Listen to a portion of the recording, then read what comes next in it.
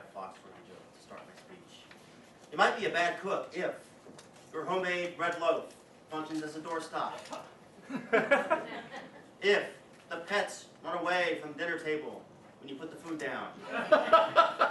If the pest control companies crave your recipe for Christmas candy cookies. If the EPA requires that you mark your trash bin in bright red, biohazard.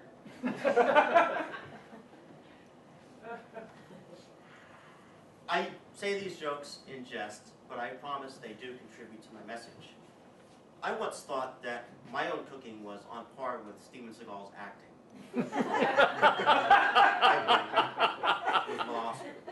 I can't do a very good Seagal impersonation, but the point stands. 2 weeks ago, I implored you to understand your limitations, because there are just some things that certain persons are not equipped to handle. For example, I hate snakes, I'm afraid of them, so I have decided and determined that I should just stay away from them as long as I live. Also, a few weeks ago, as I discussed in my previous presentation, golf just is not my thing. It is too intricate, complicated, and frustrating. So I'll stick to the Wii version. Now I want to apply this to my topic tonight, cooking. A distressing, therapeutic, and wonderful, self-affirming activity. There are some truths in those jokes, because we were often scared that the punchlines may apply to us. We worry when we watch Wolfgang Puck or an expert chef on a cooking network show. Can I do that? Beef bourguignon? There is no way I will ever make that the way Julia Childs did. But I disagree. My speech centers on 2 stories, and they shape my message. The first happened in 6th grade. My mother goofed a chicken and wine recipe. I cannot remember the dish's name, but she used red wine instead of white and replaced several key ingredients with others. The result was purple chicken. I did not know much about poultry at the time, but I understood that it was not supposed to look the color of a certain dinosaur. I think I even antagonized and teased her by singing the Barney song. She did not appreciate that. But I gleaned 2 important lessons from that experience that also relate to my next story. Number 1, the meat still tasted good. So even though it was perhaps catastrophic, if you want to use hyperbole, it was yummy. And number 2, my mother did not stop cooking because of that incident. She forged on and made many other dishes that were wonderful and rich and that showed tremendous love and care. So I learned from that first experience that failure can serve as a great motivator, and that cooking is not something out of reach. It is something that you can grab and you can learn. My second story involves me and one of my worst cooking screw-ups that prompted a lot of hilarity and hijinks. I tried to make a casserole dish.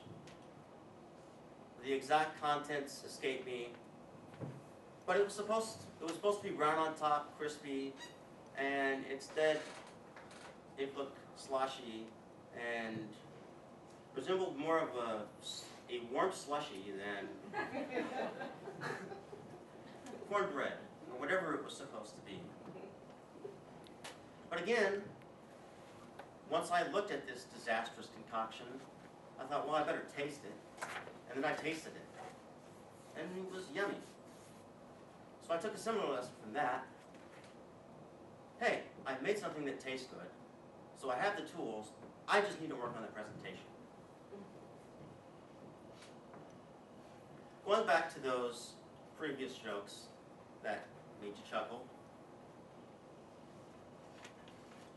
Yes, we may have all cooked dishes or plates that were just awful tasting. I started this cooking mission while in college after tasting what resembled prison food at the dormitories. And I vowed that I would not stand for food that disgusting. One example, a burrito using a combination of leftovers that included refried beans, rice, spaghetti and meatballs, broccoli, and the temperature was quite uneven, so some segments tasted refrigerated, others tasted like they had been in a 400-degree oven. And of course, the poor guy behind the counter was so distressed when I didn't like it. Oh, you don't like my dish. And then, of course, I tried the dormitory food at the University of North Texas, where the tomatoes at the salad bar could have broken several windows. And I decided I want to become a man who cooks, who someday provides his wife restaurant-quality meals when she comes home.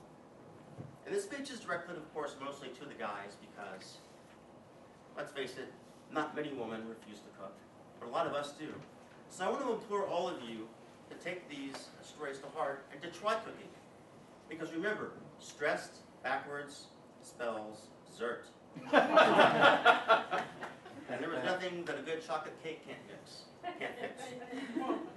So I want to flash forward to a few weeks ago, for my mother's birthday, when I tackled for the first time a chocolate hazelnut tort. And I succeeded.